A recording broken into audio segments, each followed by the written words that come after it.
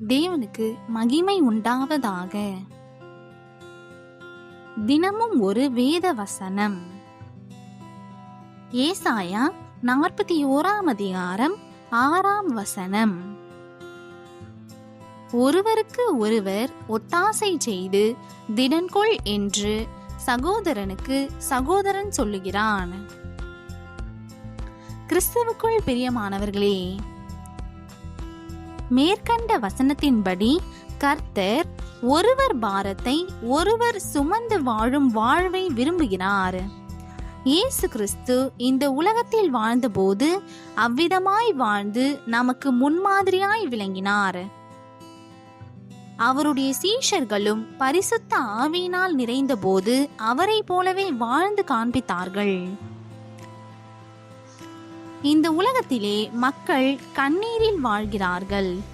யார் என் கண்ணீரை போக்குவார், யாரிடத்தில் என் உள்ளத்தை நான் திறந்து ஊற்ற முடியும் என்று கவலைப்படுகிறார்கள். இப்படிப்பட்ட மக்களுக்காக நீங்கள் என்ன செய்கிறீர்கள்?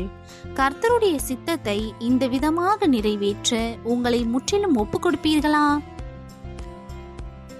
யோபு கர்த்தருடைய கட்டளையின்படியே தன் சிநேகிதருக்காக வேண்டுதல் செய்த பொழுது கர்த்தர் அவன் சிறையிருப்பை மாற்றினார்.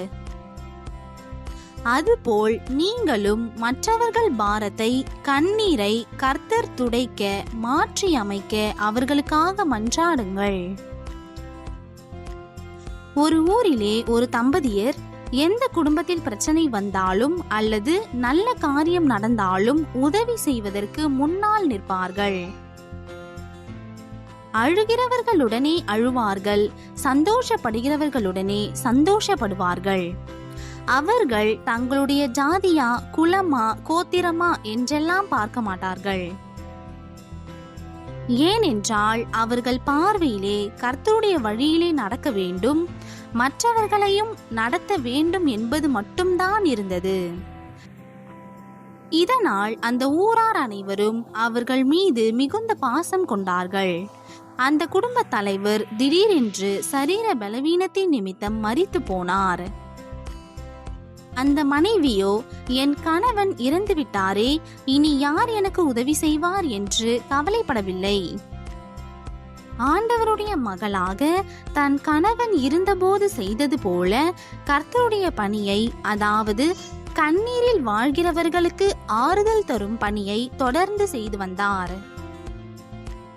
தன் ஜீவனுள்ள வரையில் அதனால் உண்டாகிற சந்தோஷத்தினால் நிறைந்து அநேகருக்கு ஆசீர்வாதமாக விளங்கினார்கள். அதிநிமித்தம் கர்த்தர் அவர்களுக்கு துணையாக நின்று வழி நடத்தியதோடு அந்த ஊராரும் ஆளுக்கொரு விதத்தில் அவர்களுக்கு உதவி செய்யும்படியும் தனிமையை உணராதிருக்கும்படியும் அருள் புரிந்தார். அன்பானவர்களே, இன்று இப்படிப்பட்ட சந்தோஷம் உங்களுக்கு உண்டா?